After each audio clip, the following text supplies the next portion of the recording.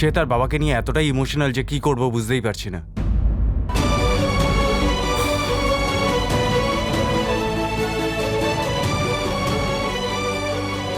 আর আমি ওকে নিয়ে কেন এত চিন্তা করছি? এটা তো আমাদের মধ্যে ডিল না?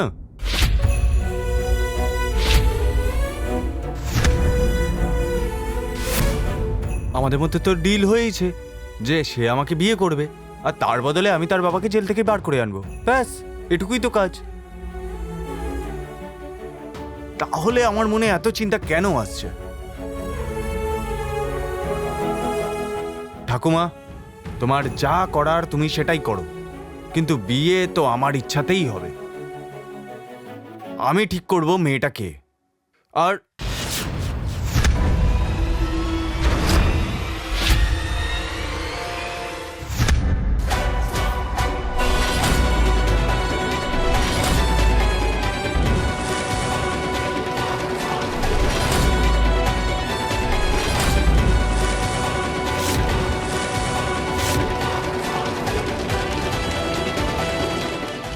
আমার কথা শুনে ফেলেনি তো?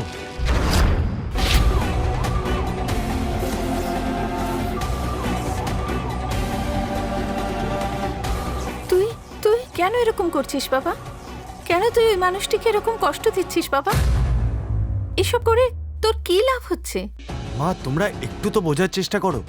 দেখ রাম, তুই আর ঘরে অশান্তির সৃষ্টি করিস না। তোমরা যখন বিয়ের জন্য প্রিপারেশন করছো তাহলে করো, আমি সেখানে থেকে কি করব? রাম, আমার কথাটা শোন। আমি জানি তুমি কি বলতে চাইছো। আমি কিন্তু কালকে কোর্ট যাব, মানে যাব। আমি কিচ্ছু শুনতে চাই না। তুই কালকে কোর্টে যেতে পারবি না, তাতে বিয়ের প্রস্তুতিও অনেকটাই এগিয়ে যাবে। That's it. আরে তারপরে সেই বেচারি সিয়া এই কেসটা নিয়ে চিন্তায় আছে।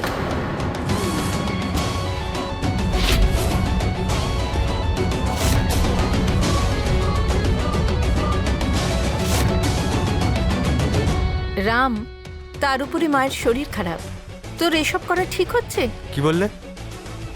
সিয়া চিন্তায় আছে? কিন্তু কেন? তার এইসবে কি অসুবিধা? কি কথা বলছিস রাম? সেই মেয়েটার বিয়ে হতে চলেছে, আর যার সাথে বিয়ে হতে চলেছে সে তার কাছে কোর্টে গিয়ে তার প্রশ্নের উত্তর দেবে। আর বিয়ের পরে সে তোর কাছের কেউ হবে, সে আবার কোর্টে যাবে? রাম, কোনো মেয়েই এই সব কিছু অ্যাকসেপ্ট করবে না। সে তো সবেমাত্র ফিরেছে। আর তুই যদি তার সাথে সম্পর্ক শুরু করবি, এত কঠিনভাবে সেটা কি করে হবে? দেখ, আমি তোকে আর বেশি কিছু বলতে চাই না।